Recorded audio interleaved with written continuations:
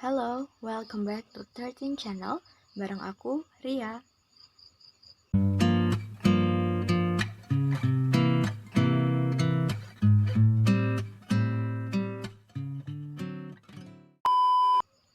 Pernah nggak sih kalian pusing banget mikirin soal keuangan?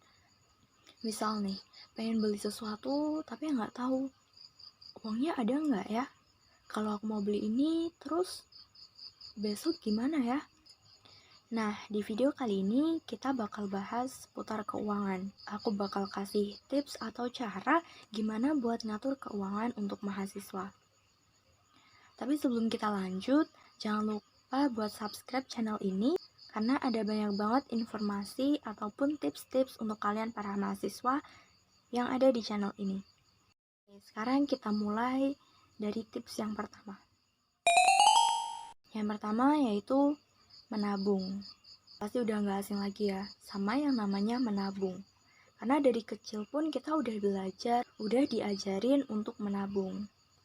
Kenapa sih kita harus menabung? Karena menabung ini salah satu cara kita buat memenuhi kebutuhan kita atau merealisasikan keinginan atau tujuan kita. Misal kita menabung untuk beli printer atau laptop baru ataupun kebutuhan kuliah lainnya. Nah, menabung itu nggak harus dengan nominal yang besar. Kita bisa nabung dengan nominal yang kecil tapi tetap konsisten. Menabung itu juga salah satu bentuk investasi. Jadi sisain sedikit uang dari pemasukan buat ditabung. Lanjut yang kedua yaitu kita harus bisa menentukan sumber pemasukan kita. Sebagai mahasiswa pasti sumber pemasukan kita masih disupport ya sama orang tua. Tapi kadang nih uang saku atau uang bulanan yang dikasih sama orang tua tuh nggak cukup untuk kebutuhan kita. Terkadang tuh cuma bisa buat bayar kuliah, bayar kos, terus kebutuhan sehari-hari, atau untuk makan sehari-hari.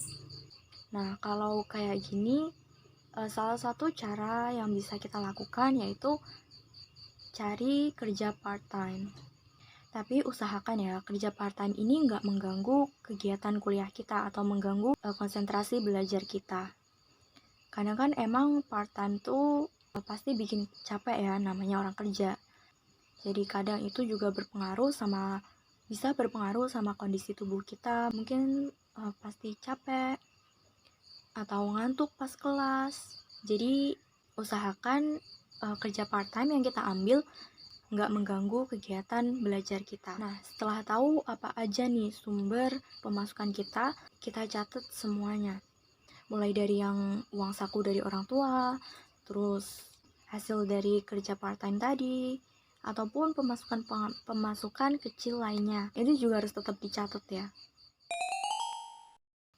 Oke, yang selanjutnya yaitu kita juga harus menentukan apa aja pengeluaran kita.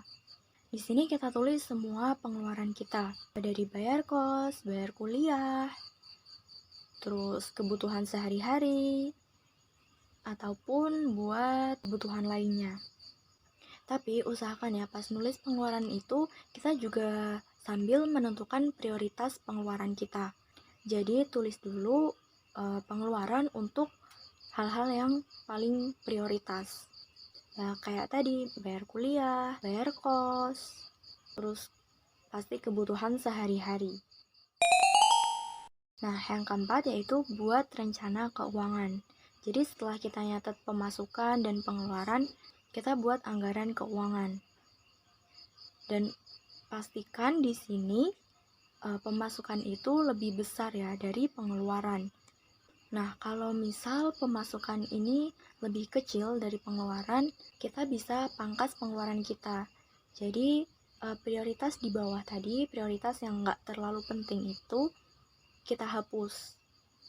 Misal kita ada nulis soal salah satu anggaran itu main sama temen gitu misalnya.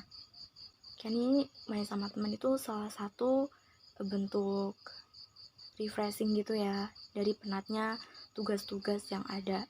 Tapi kalau misal kita nggak ada budget atau pemasukan kita kurang untuk memenuhi anggaran itu kita hapus aja, karena ya kita bisa refreshing dengan hal-hal yang lain kan, misal nonton drakor aja di kosan atau main ke kosan temen.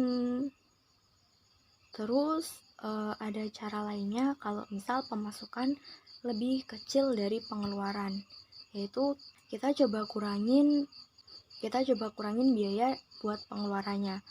Misal ada anggaran buat transportasi ke kampus. Biasanya mungkin kita pakai taksi online atau ojek online. Kita bisa ganti jadi naik bus yang biayanya pun lebih irit gitu. Terus juga soal makan, kita bisa beli yang lebih irit juga. Misal kita masak sendiri di kos, masak nasi sendiri, terus beli lauknya aja, atau makan di rumah makan yang pastinya nggak terlalu mahal ya. Nah, biar keuangan kita juga bisa balance, misal pemasukannya nggak terlalu banyak, kita juga harus bisa berhemat. Jangan sampai kita boros. Nah, yang terakhir nih, yaitu soal pengendalian diri. Jadi kayak yang udah aku bahas sebelumnya, yaitu soal nggak boros dan juga prioritasin kebutuhan. Pasti ini sulit banget ya buat kita, gimana harus kendaliin atau ngontrol diri. Mungkin salah satu hal yang buat susah kita ngendalinya yaitu main sama temen.